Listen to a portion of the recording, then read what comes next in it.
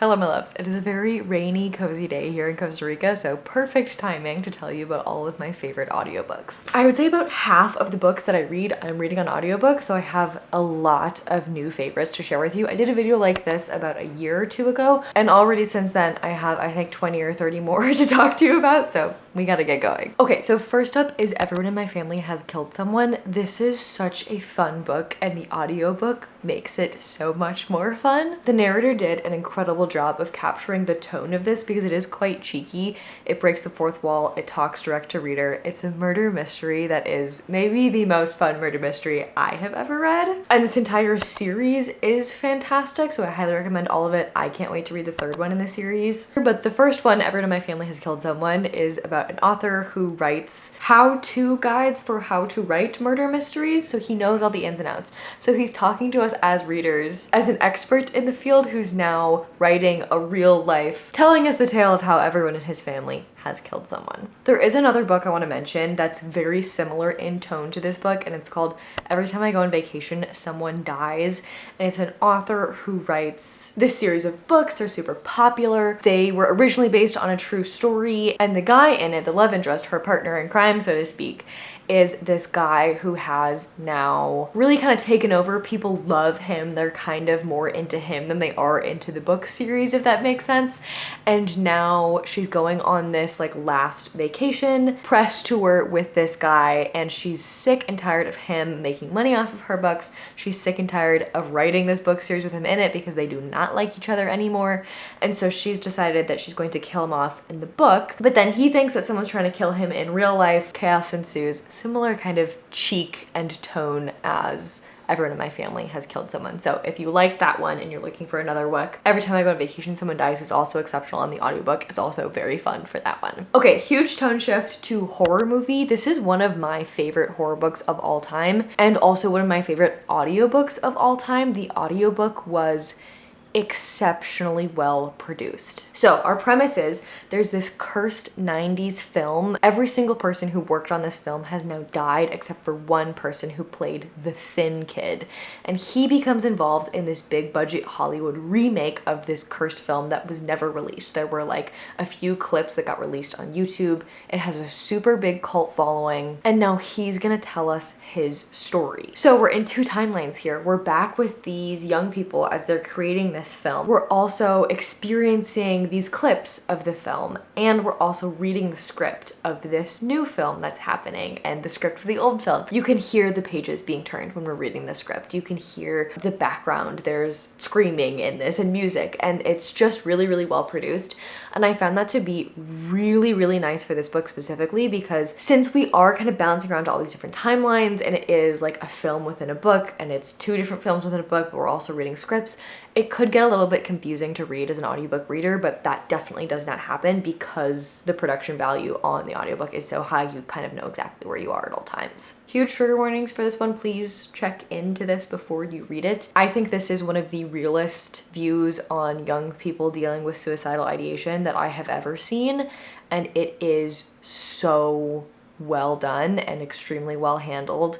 And I kind of feel like this was Paul Tremblay writing a monster horror book about a monster horror movie in order to have this very important conversation, and I applaud him for that. I think it's so well done. And you will likely hear me gushing about this more in my top 10 books of the year because I think it will be making it. So if you're not already subscribed, subscribe now so that you can see what else makes the list. Okay, let's talk about some nonfiction, because I love nonfiction books that are narrated by their authors because they're experts in their field, or it's a memoir and they are telling their own story. I mentioned Know My Name by Chanel Miller in the first iteration of this video, and in this one I want to shout out What Have I Done by Laura Dockrell. It is an exploration of her experience with postpartum psychosis, and postpartum psychosis is something that runs in my family, and I had never really been able to find much information about it. If there's something that I'm maybe scared to look into, I think fiction and nonfiction and reading is a really easy way for me to dive into that. And so that's kind of what this book was for me,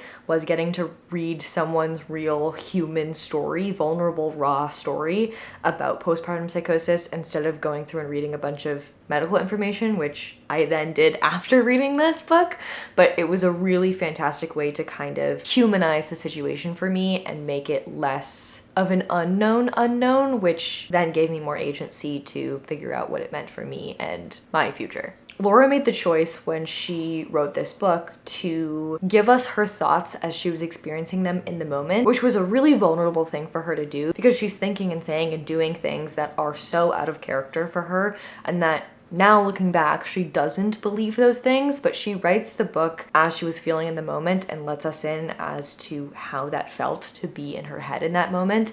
And I thought it was a really vulnerable and impactful thing for her to do. And I'm really, really glad that she did it because it was very informative and scary and comforting for me to read that. Okay, next, something fun. I have to shout out Emily Henry's books because they're just so good. I believe I covered a couple of them in that first iteration of this video as well. And since then, I've continued to pick these up on audiobook. I think they read great physically as well, but audiobooks are my preferred way of reading all of Emily Henry's books because they are narrated by Julia Whalen, who is one of the best audiobook narrators of all time, in my opinion. She's just so good at them, especially for romance. I always love a romance that she narrates. The two most recent I've read are Funny Story and Happy Place. I thought they were both fantastic. Happy Place is a big friendship trip situation, and Funny Story is broken engagement to roommates to falling in love. Actually reminded me a lot of my fiance, so that was a really sweet moment for me. I love Emily Henry's books. I'm sure you don't need me to give you the synopses of them because I'm sure you've heard of them, but just so you know, the audiobooks are all fantastic. Okay. Gideon the Ninth is one of my favorite books I've ever read. Since then, I've also read Harrow, and this might be an unpopular opinion because I know a lot of people don't like to start a big fantasy or sci-fi on audio because there's that like TikTok sound about it's like someone speaking in another language. You have no idea what's going on because you've never heard these words before, and so you have no idea what they are, and things kind of go right over your head. I actually tend to love reading those types of books on audio because I can kind of just like let it wash over me. And then I know how to pronounce things, so that makes me feel better. And I think that Gideon the Ninth is one of those books that I just like to let it happen to me. It's so cheeky and over the top and complicated, but also very fun that I just want to let it happen to me. So we're following these necromancers, and there are 9 different houses, and there's so many political scheming that's going on. They've all been summoned to the emperor, and they all have to go through this kind of like completing all of these little puzzles to prove that they have what it takes to become this next level of thing. The magic is so well fleshed out, and I love this experience of watching them figure out puzzles and learning the magic system through that, and it's testing all of their abilities, and everyone has different abilities and different secrets that they're keeping, and it's just such an amazing series. I love it so much. I can't wait to read the 3rd one. And I personally love the audiobooks. I think they perfectly capture the tone of this, which is very cheeky and very over the top. The tagline for this book is lesbian necromancers in space, and the audiobook narrator really captures the tone. Speaking of tone, I want to mention Trust of the Emerald Sea. In my opinion, Brandon Sanderson's books always have great audiobook narrators, so if you're an audiobook lover, I might dip my toes into his vast catalog of things because all of the books I've read from him, I've read on audio, and they've all been fantastic. Trust the Emerald Sea in particular, again, captures the cheek, captures the fun of the story. It's a cozy fantasy pirate story where our main character lives on this island, and the seas are spores. They're not water, they're seas of spores, and they are all different, and different spores from different seas do different things. Brandon Sanderson is great at creating a magic system. Brandon Sanderson once called this The Princess Bride if Buttercup had more to do, and that is the tone of it. Audiobook retains the correct amount of cheek. On that note, I want to briefly talk classics because I feel like classic fantasy, sci-fi, I don't know what it is about those specifically, but the audiobooks are always exceptional. I loved 1984 on audio. I loved Dune on audio. I loved Rover Random on audio, which if you haven't read, it's by J.R.R. Tolkien, and it is a cozy fantasy about a little dog that gets turned into a toy dog and then goes on adventures under the sea and to the moon to try to find his way back home. It is tender and adorable, and it's slept on, and you should all read it. Okay, a thriller I love is The Bandit Queens. I love this audiobook narrator. It's narrated by Sunila Nankani, and I think she is exceptional. And I think honestly, I need to just go back to her catalog of all of her work that she's done and start reading books from them, because I think she's so good at narrating audiobooks. But the Bandit Queens is kind of a similar vibe, I would say, to the Finlay Donovan series. If you like those levels of women doing crime, you will like this. Everybody thinks that our main character murdered her husband because he went missing. She did not murder her husband, but she lets everyone kind of believe that she did kill him because she's a single woman living alone in India, and she wants the level of protection that comes from people thinking that you can kill someone. But then people start to ask her to kill their own husbands. Chaos ensues. There's like a little crime conglomerate understory like there is in the Finlay Donovan series. There's friendships and dogs and kids, and it's just all very, very fun and very interesting and covering important topics. I thought it was fantastic, and Sunila Nankani does an incredible job with the audiobook narration. Okay, speaking of thrillers, Catherine Steadman's, I think the audiobooks are always really, really well done for those. Something in the Water is the first one that I read. It's this couple who goes on their honeymoon. They find something in the water, and then chaos ensues from there. The family game is really, really cool because we're dealing with tapes, and so that's an aspect of the audiobook narration, because our main character gets a series of tapes from her future father-in-law, and he's kind of giving her his confession in audiobook form. And I apologize, but it is about to start pouring rain, so if you can hear that, I'm so sorry. But it has just been raining nonstop, so we are gonna have to power through. Hopefully it is cozy ambiance for you. Okay, let's chat short story collections. I love a short story collection, especially when each story is narrated by a different audiobook narrator. I think Her Body and Other Parties, which is Carmen Maria Machado's short story collection, I think that's really well done. My favorite short story from there is The Husband Stitch. I've read it maybe 3 or 4 times now, and every single time it's just incredible. And I'd never found anything that encapsulated this feeling of red and gender roles and getting married has implications for them and their bodies. I'd never found a story that was as good as that one that encapsulated that so perfectly until I read 50 Beasts to Break Your Heart and Other Stories. The story is called Homebody, and it is about this world in which some women become houses when they're in relationships, and the way that their bodies change into a house. It is so well done. I think there are a ton of other stories in here that are incredible. The only thing I will caution you with the audiobook is that there are pictures in the physical copy. So if you're somebody who likes to read on audiobook and a physical copy, I would recommend that for this one. The biggest short story is 50 Beasts to Break Your Heart, and there's an illustration for every one of the beasts. They are incredible. I highly recommend at least going to a bookstore and like leafing through and looking at all of those illustrations. But the audiobook is narrated by different narrators. I think they do a really fantastic job. What I ended up doing with this book is I read every story on audio except for 50 Beasts to Break Your Heart. I picked up the physical copy for that, but I understand that buying 2 versions of a book is not for everyone, so something to keep in mind on that one. Some more horror that I love, My Heart is a Chainsaw. This book has the most annoying, most perfectly 18 main character ever. She's obsessed with slashers. I think the audiobook really captures her voice. Her name is Jade, and she is, like I said, obsessed with slashers, to the point at which whenever she meets someone, she just like starts telling them about her favorite slashers, and she's convinced that a slasher cycle is about to start in her town because the perfect final girl has just moved in. This gets bloody and gory, and it is truly one of the most perfect horror books I've ever read. It's a love letter to the slasher genre. If you love slashers, you're gonna love this.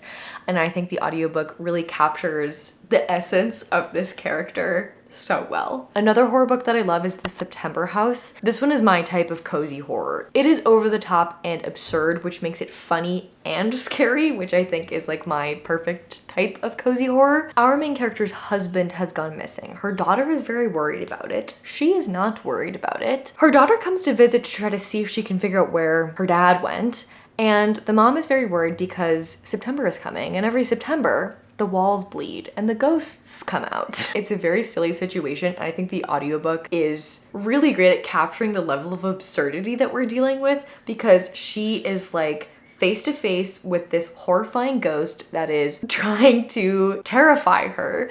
The walls are dripping blood. She's trying to have a serious conversation with her daughter who cannot see all of this stuff that's going on. It is so hilarious and so funny and so scary, also terrifying, and is also talking about really important things. Again, check trigger warnings for this. This book really took me by surprise in the best way. I thought it was really, really impactful, and I think the audiobook for me really captured the tone and, once again, the cheek. I love a cheeky audiobook if you haven't caught on by now. Next up, a cozy book, Miss Percy's Pocket Guide to the Care and Feeding of British Dragons. Adorable and so cozy. We are following an older main character, which is something that I love to see. There is a little slow burnt romance that's going on in here that is really tender and adorable. There is a dragon egg that has been inherited. We do not know that dragons exist in this version of Victorian-ish England, but this dragon egg appears, the dragon hatches, light chaos ensues. It's a very insular tale, and I think the audiobook is so good on this one. This is one of those situations where I had the physical book and I had the audiobook, and I did not want to read it physically because the audiobook was just so comforting to read and so silly and so cozy that I did not want to read it with my eyeballs. I wanted to read it with my ears. So highly, highly, highly recommend the audiobook for that one. And I read a lot of cozy fantasy, and that one is one of my favorites. Okay, the silliest, most absurd book I think maybe I've ever read is Space Opera.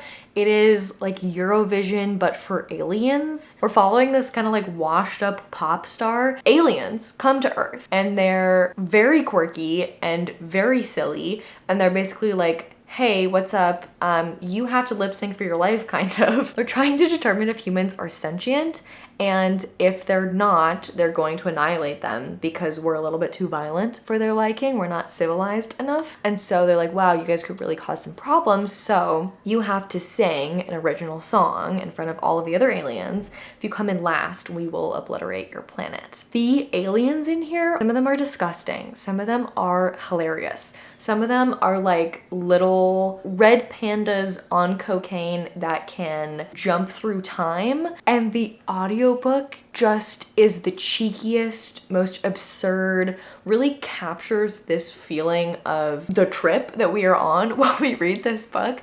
I thought it was so well done. It's so well produced, and it's so silly that I feel like it could very easily have gotten into a narrator's hands who was like, this is a lot. I'm gonna kind of like slow this down, take some of the absurdity out of it just to like make this doable for me as a human to read. And I'm really glad that the audiobook narrator went the other way and made it even cheekier and even more absurd because it was perfect for me. Okay, the last thing I'm gonna mention is Pet Sematary. I recently read this on audio. I did finish the book physically because I was filming it and I wanted you to see my reactions to everything, but I think the audiobook for this was so well done. It was really well produced. There were some music and other things going on. And for a story that is so much about grief and is paced really intentionally, I think the audiobook did a really great job of that, because there were times when Stephen King wants you to feel like the book is moving too fast, and there are times when he wants you to feel like the book is moving too slow. And I thought it was really, really well done in the audiobook that it continued that pace. I feel like sometimes it can be difficult, especially if you're in a situation where you want to be reading faster than you can, for the audiobook to like speed up and like the narrator like really try to like push you through it. And I liked that they held back when they were reading it. This is the story of a family who moves to a new town. There is a pet cemetery. I thought this was going to be a spooky story about a cat that comes back to life. It is that, but it is so much more, and it is so much more heartbreaking. This book ruined my mood.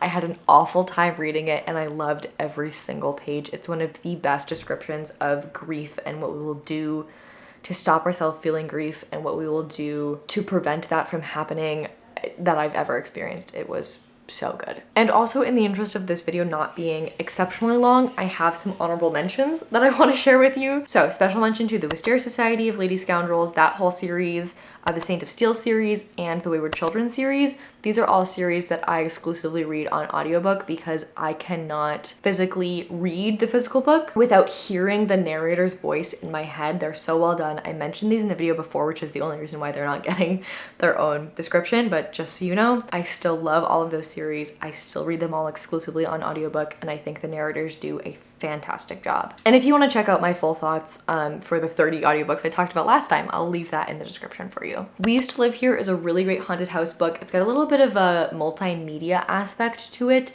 so I think the audiobook for that one was really well done as well. Nothing to See Here, story about children who spontaneously combust. The audiobook for that was fantastic. And that's one that I think the audiobook could have gone a little bit too cheeky with it, and I like that they held back and kept it really real, because although the premise is cheeky, the tone of the book is a lot more literary fiction, a lot more serious, a lot more about standing up for yourself and protecting others and not letting the opportunities that you missed growing up, not letting that happen to someone else. And the fierce protection that our main character has for these kids is amazing. The Husbands is a story about a woman who every time she sends her husband up into the attic, a new one comes down.